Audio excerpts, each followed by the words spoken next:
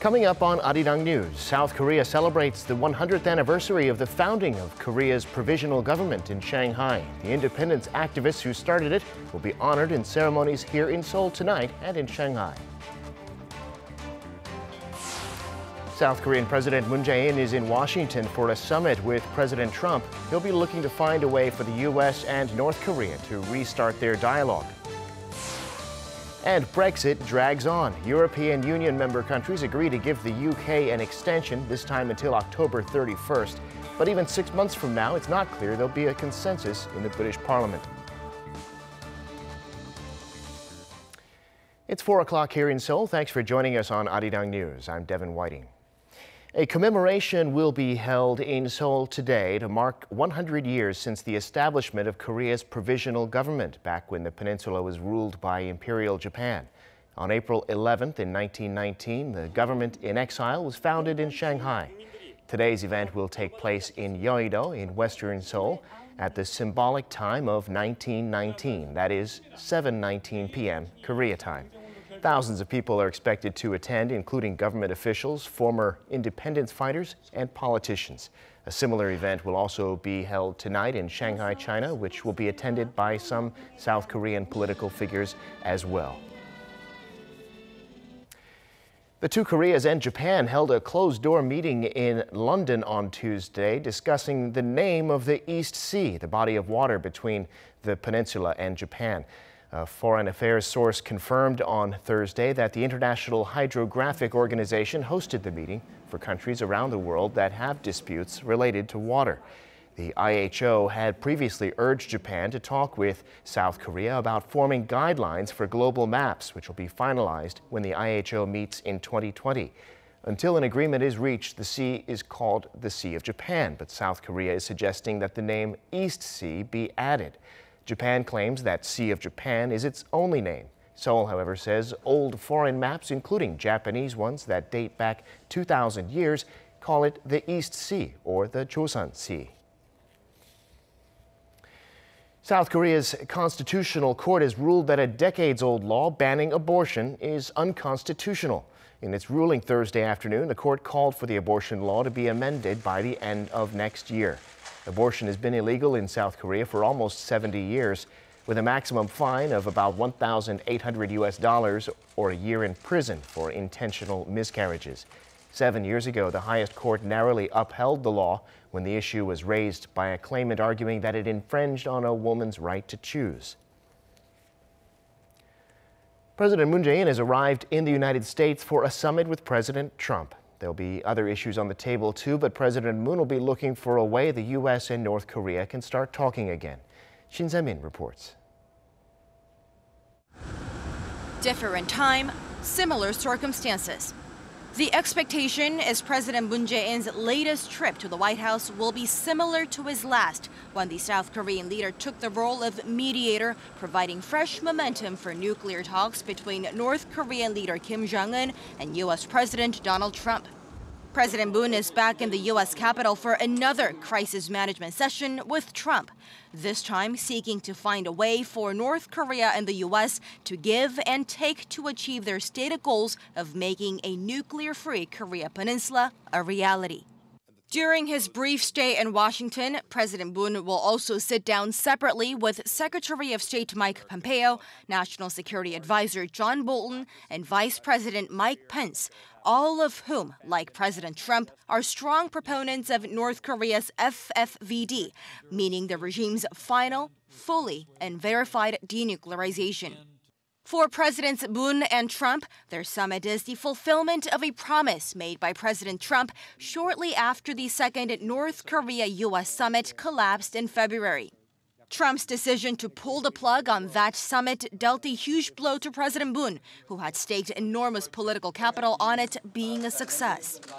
It's also a chance to reaffirm the strength of their alliance despite some mixed messages since the Hanoi summit, and perhaps time to find a middle ground between Trump's all-or-nothing strategy and Kim's small-deal approach.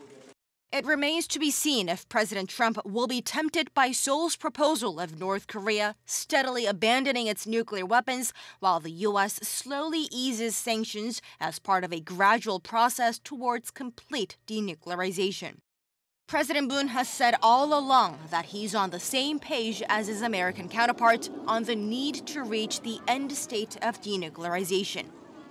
It is hoped that President Moon Jae-in's trip to here in Washington will set off a domino effect of rapid fire of summit meetings between the relevant parties. The Moon-Trump summit could become the spark for yet another inter-Korean summit meeting, or perhaps even the third meeting between leader Kim Jong-un and President Trump, taking the peninsula a few steps closer to a complete denuclearization deal. Shin Se-min, Arirang News, Washington.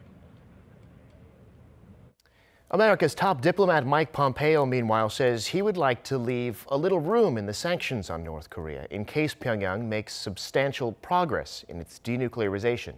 Lee Seung-jae reports. Testifying to the Senate Foreign Relations Committee on Wednesday, U.S. Secretary of State Mike Pompeo was asked whether he agrees that no sanctions should be lifted until North Korea demonstrates a commitment to complete and verifiable denuclearization.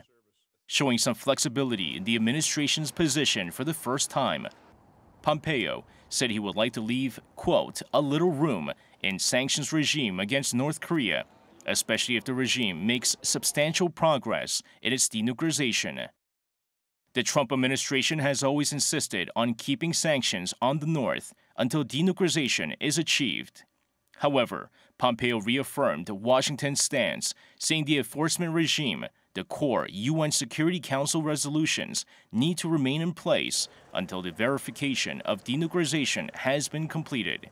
Pompeo faced some criticism over the effectiveness of Washington's sanctions regime from Senator Ed Markey, who noted how North Korea has been able to elude sanctions via illicit ship-to-ship transactions. Pompeo disputed the senator's remarks, saying that times are tougher now in North Korea than they had been during the Obama administration due to the tight sanctions. He admitted ship-to-ship transactions have been on the rise, adding there's still work to do on sanctions enforcement. Lee Seung-jae, Arirang News. In North Korea, meanwhile, Kim Jong-un spoke Wednesday to his Workers' Party about issues including the most recent summit with President Trump. He did not bring up denuclearization, but he declared that his regime will not give in to the sanctions. Our Oh Jang-hee has more. Building a strong, independent economy on its own, struggling through the sanctions. That's what North Korea plans to do after its summit with the U.S. in February fell through with no agreement. According to Pyongyang state-run media, Kim Jong-un led a full meeting of the North's Workers' Party Central Committee on Wednesday. He shared his analysis of the current international situation and the summit he had with U.S. President Trump. Then he stressed the need to strengthen the foundations for an independent economy through the spirit of, quote, self-reliance, a term that he repeated 27 times. Kim made no mention of the U.S. nor nuclear weapons, but emphasized the North will not give in to international sanctions. Kim Jong-un underscored the need to build a self-supporting national economy based on our efforts, technology, and resources under the spirit of self-reliance to deal a telling blow to the hostile forces who misjudge that sanctions can bring North Korea to its knees. Kim Jong-un is sending a message here that he will keep his focus on economic development and won't really veer back to developing nuclear weapons. But at the same time, his remarks show that the North won't give in to international sanctions or accept the U.S. all-or-nothing deal, and that it'll stand on its own in developing its economy. What Kim Jong-un wants is to have sanctions lifted partially by dismantling the regime's Yongbyon nuclear complex. The message shows Kim's very strong will on that front. The North's intention is to endure until its goal is accomplished. Pyongyang isn't closing the door on nuclear negotiations, and Seoul's Unification Ministry says that the North is reaffirming its economic development policy. But time is not on North Korea's side as sanctions are taking their toll.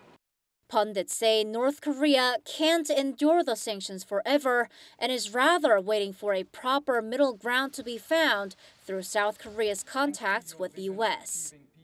오정희, Arirang News. Now, some 100 years after Albert Einstein introduced the idea of black holes, a global network of scientists have released the first ever picture of one. Kim Mo-gyun tells us more. And we are delighted to be able to report to you today that we have seen what we thought was unseeable. We have seen and taken a picture of a black hole. On Wednesday, an international scientific team unveiled the first photo of a black hole, a cosmic mystery that has never been visualized before because its gravitational fields are so strong that no matter or light can escape.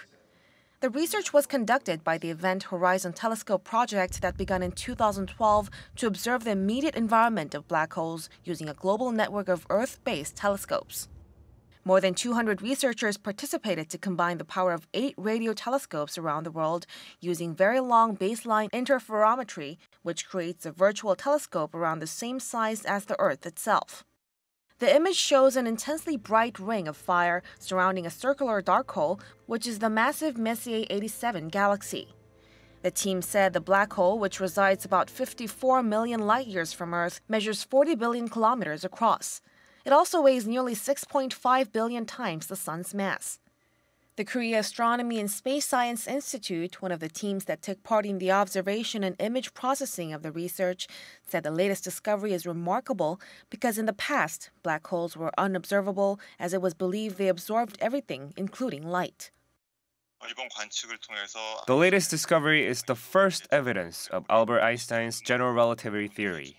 Now that we have seen it with our own eyes, we expect to conduct follow-up research to learn how the black hole functions. This could signal the beginning of more great discoveries to come. Details of the latest discovery were published in the Astrophysical Journal Letters on Wednesday. Kim Mo-gyun, Arirang News.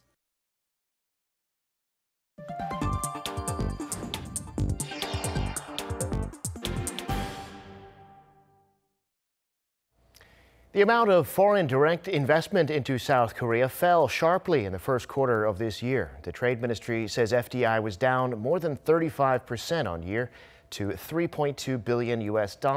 By sector, the services saw the biggest drop of 42.5%, mainly on falling investment in property. FDI has been falling globally because of risks such as the US-China trade war and slow economic growth. But the FDI in Korea is apparently expanding into new industries. The Trade Ministry said it's flowing into advanced materials, next-generation communications, nanotech, and ceramics. South Korea's income gap is getting worse compared to other members of the OECD. Statistics Korea on Thursday reported that South Korea dropped to 32nd out of 36 OECD members in a ranking measuring the gap between rich and poor. Only Mexico, Chile, and the U.S. had a wider wealth gap than South Korea. The report was based on the so-called PALMA ratio, in which the share of income of the top 10% of earners is divided by the share of the lowest 40%. And Korean households continue to take on more debt last month, but more slowly than the same time a year before.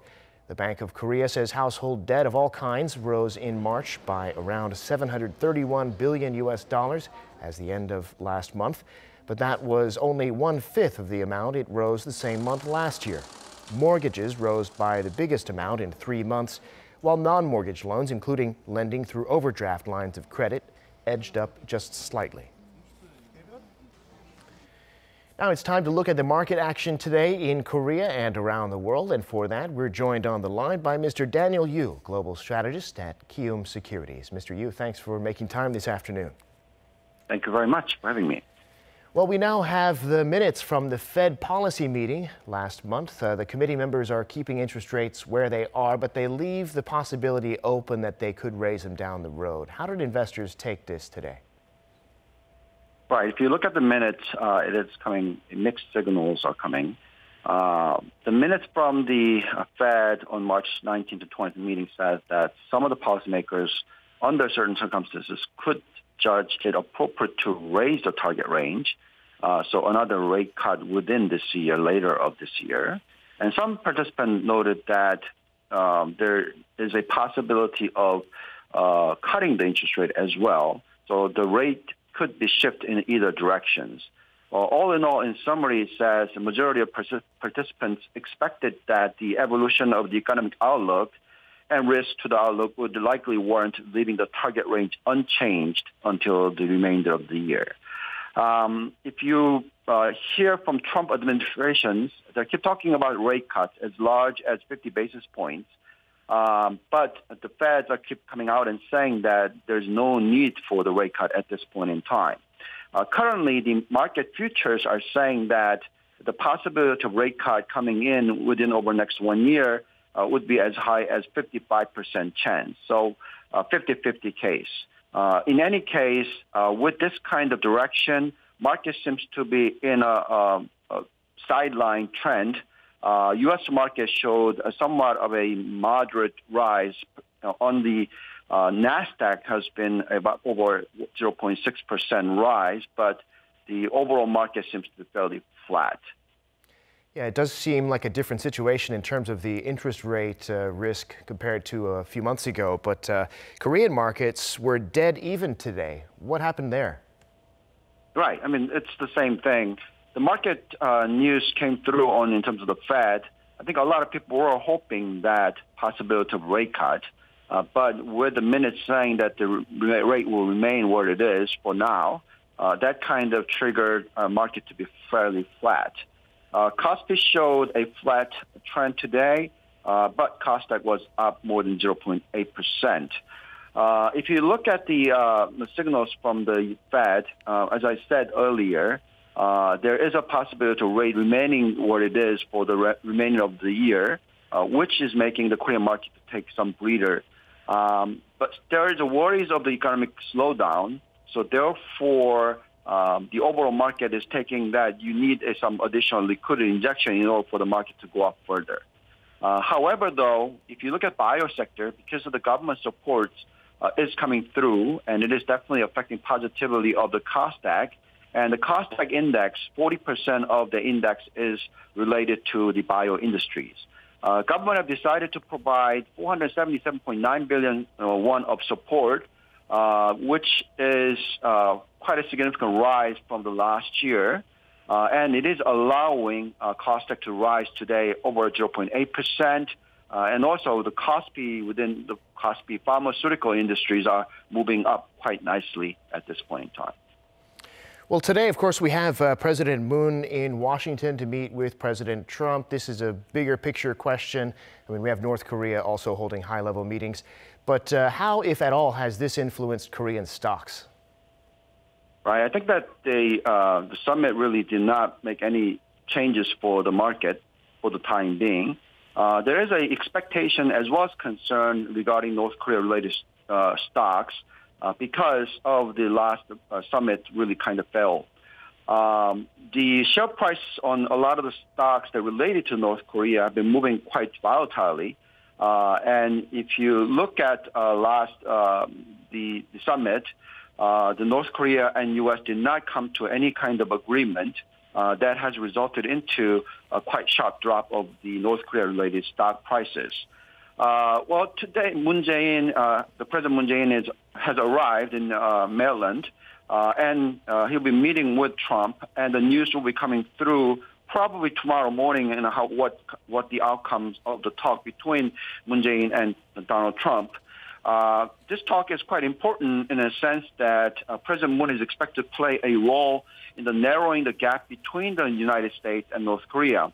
And U.S. is seeking a big deal, which is complete denuclearization and complete removal of sanctions, while North Korea is seeking for a small deal, which is a progress of denuclearization and sanction removal of small scale.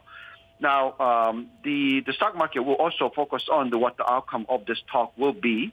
And depending on the outcome, stock market will be moving. If we look at Korea's equity risk premium, it is at 8 to 9% level, which is 2 percentage points higher than global average. So clearly, the North Korea does affect negatively on the Korean equity market. Depending on whether the deal can be struck over the next 1 year, that will result into a share price rise for the KOSPI and KOSDAQ in the future. Okay, we'll watch and see what happens tomorrow on that front. But for today, that's where we'll have to leave it. Mr. Yu, thanks for your insights as always. Thank you very much. Now, this Friday is when Brexit was supposed to happen, but EU leaders have decided to give the UK an extension until October 31st. Hong Yu reports. The date of Britain's departure from the European Union, which was scheduled for this Friday, has been extended to the end of October with a review period in June. This announcement was made after the EU leaders debated into the night in Brussels to decide on British Prime Minister Theresa May's request for an extension. EU Council President Donald Tusk says the extension is shorter than expected and can be ended early if Britain passes its withdrawal agreement. He added that the UK can still consider cancelling Brexit altogether up until the end of this latest extension period. Let me finish with a message to our British friends.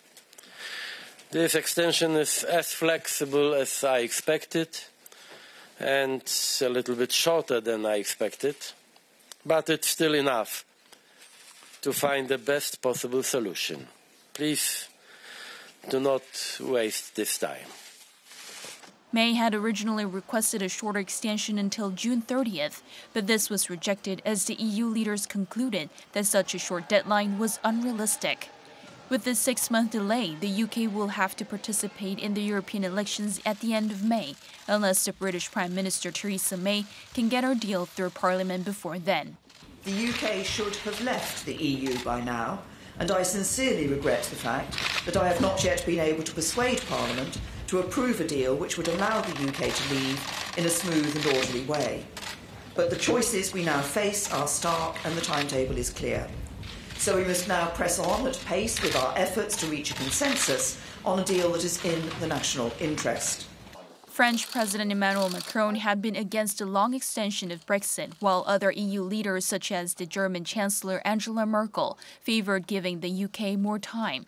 Theresa May still has a lot to do to get her deal passed and could face other issues such as a general election or a second Brexit referendum.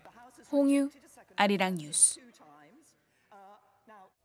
A survey suggests that South Korean tech giant Samsung Electronics is the most loved foreign brand in the United States. Not only that, according to the poll by U.S.-based researchers Morning Consult, Samsung is the 12th most loved brand in America overall. Samsung ranked higher than companies like YouTube, Walmart, and Disney. Morning Consult said it chose nearly 2,000 brands for its survey and asked Americans which ones they liked the most in terms of things like trustworthiness and impact on the community. At the top of the list was global e-commerce giant Amazon, followed by Google and Netflix. It's often been said that Korea is where tradition meets technology. There's a new twist on that idea in downtown Seoul. Using augmented reality and 5G, you can experience what Korea's patriots went through to win the country's independence. Oh Soo-young reports with her smartphone. Strolling down the modern streets of central Seoul, you suddenly find yourself back in the early 20th century. You're on a mission to help liberate Korea from Japan's brutal occupation by locating hidden funds that are needed to establish a provisional government. 조국의 운명은 동지에게 달렸습니다. 독립을 이룬 조국의 찬란한 하늘 아래서 다시 만납시다. Using IoT sensors and augmented reality features, this smartphone treasure hunt game takes you back 100 years to Korea's independence movement and the creation of its provisional government in April 1919. You virtually participate in the making of the provisional government by becoming the main character rather than just learning about history as an observer. With a confidential envelope in hand and the game app on your phone, you set out to unlock each stage and solve the riddles. Clues can be found in the nearby Deoksugung Palace, Seoul Anglican Cathedral and Gyeongyang, which hosted the provisional government's final office. Just a brief walk away in Gwanghwamun Square, you can further immerse yourself in Korea's independence movement with the help of modern-day smart technologies. Virtual reality goggles take you on a 360-degree tour of historically significant sites, such as memorials for independence activist Kim Gu-an and Chang-ho. The 300-degree view of the sites and the short clips and subtitles were great. It really hit home the importance of our provisional government. Robots running on Korea's super-fast 5G wireless network write out the Declaration of Independence and draw the flag of the provisional government. I like writing hands, write hieroglyphs. It's very cool. Wow. You can also throw your fists up and down in the air, chanting Manse or Long Live Korean Independence, echoing the cries that filled the nation 100 years ago.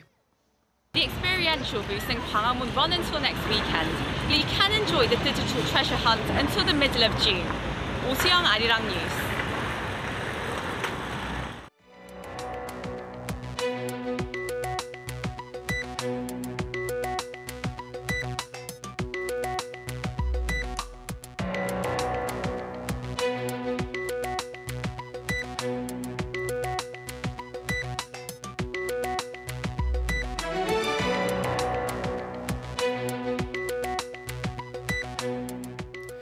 That does it for Arirang News at this hour. More coming up at 7 p.m. Korea time. Bye for now.